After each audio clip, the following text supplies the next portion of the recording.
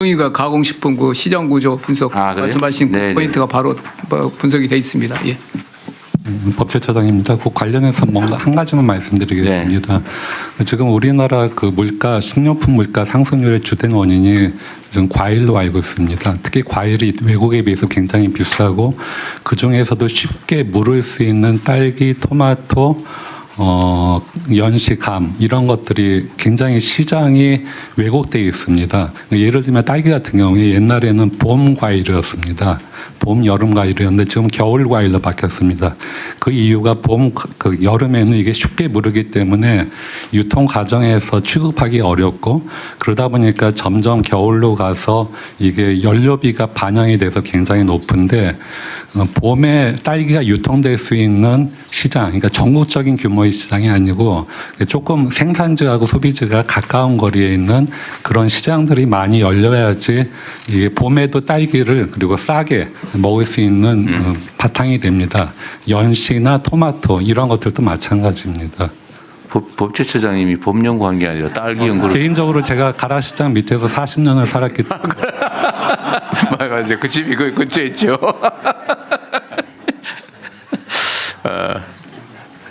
진실이 말씀드리면 그 외국 같은 경우, 미국 같은 경우에는 도시의 파머스 마켓이 매주 주말에 열립니다. 그래서 인근에서 소규모로 재배하는 상품 가치 떨어지는 모양 없는 과일들을 갖고 나와서 비교적 높은 값으로 파는데 시민들도 많이 호응을 해줍니다. 네, 다음 얘기 한번 해보시죠 그러면. 예, 대통령 지금 이제 저희들 보고가 아마 지금 한국원에서 보고한 걸 또 이렇게 이어서 요약한 부분이 있습니다. 지금 대체적으로 2% 내외라고 하는데요. 이게 보니까 조금 전에 이제 저 한국원의 보고처럼 농축수산물, 가공식품, 외식 같은 경우는 이게 5년간 한 25% 정도 올랐고 2%인데도 거기 보시면 이게 주로 이제 저소득층이 이제 지출하는 식료품 이게 비중이 높기 때문에 이게 부담으로 작용하는 게 사실입니다. 지금 앞쪽하고 연결이 되고요. 그러면은 이게 8월에도 먹거리 물가가 많이 올랐습니다. 농축수산물 같은 경우는 2%를 하지만 4.8%까지 올라갔습니다. 그러니까 거의 2배 이상으로 높아졌고 가공식품 같은 경우도 4%대 초반이거든요. 그래서 일반적으로 2%를 하는 게 이 서민들 계층한테는 안 맞다는 거죠. 이 4% 이상으로 올라가 있다. 그래서 서민들 가게에 부담이 되는 것은 사실입니다. 통계적으로 나타나 있고 아마 9월 달에도 지금 저희들 농축수산물 같은 경우는 상승세가 좀 줄어드는 이유가 정부가 지원해줘서 그런 겁니다. 지원해줘서 이게 좀 떨어지는 걸로 예측은 되는데요. 그 지원하지 않으면은 4% 이 수준으로 될 수밖에 없는 이 구조다. 그럼 왜 이러냐 봤을 때 제가 봤을 때는 주로 이제 농축수산물이 그 한국의 그 뭐 신토부릭하는 그런 관념에다가 기후 변화 때문에 노지에서 신선 제품 뭐 상추, 뭐 배추 이게 안 됩니다. 고냉지로 가야 됩니다. 그래서 제가 농림부 장관님이나 해수부 장관님한테도 계속 얘기하는 게 스마트팜해서 이걸 빨리 전환을 하지 않으면 이게 오히려 더 올라갈 수 있습니다. 지금 4%가 아니고 6%, 7%까지도 올라갈 수 있는 건데 지금 선제적으로 그 뭐 하우스라든지 이런 데서 온도 조절하면서 가야 되는데 지금 기후변화 때문에 그 산업화 시기 비교해서 1.5도, 그다음 2도까지 많이 올라간다 하면 노지에서는 거의 생산이 안 된다.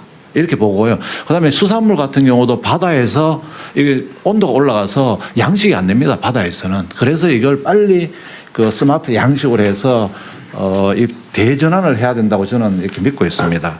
이 7쪽입니다. 그래서 정부가 그동안에 대책하는 게 이게 다 정부의 지원 때문에 낮아지는 겁니다.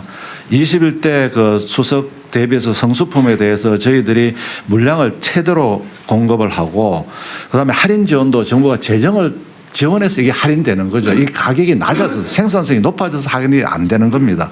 그래서 이 재정의 지원 때문에 50% 뭐 성수품도 50% 할인이 되고 그다음에 전통시장에서 모바일 상품권도 할인해주고 그다음에 선물 세트도 할인이 되는 부분에 그다음에 또 할당 관세 때문에 또 이게 할인이 되는 겁니다. 기본적으로 수입 물품은 가격이 비싼데 할당 저희들 관세를 0세율로 거의 0으로 해주기 때문에 40종의 할당을 해주고 있고요.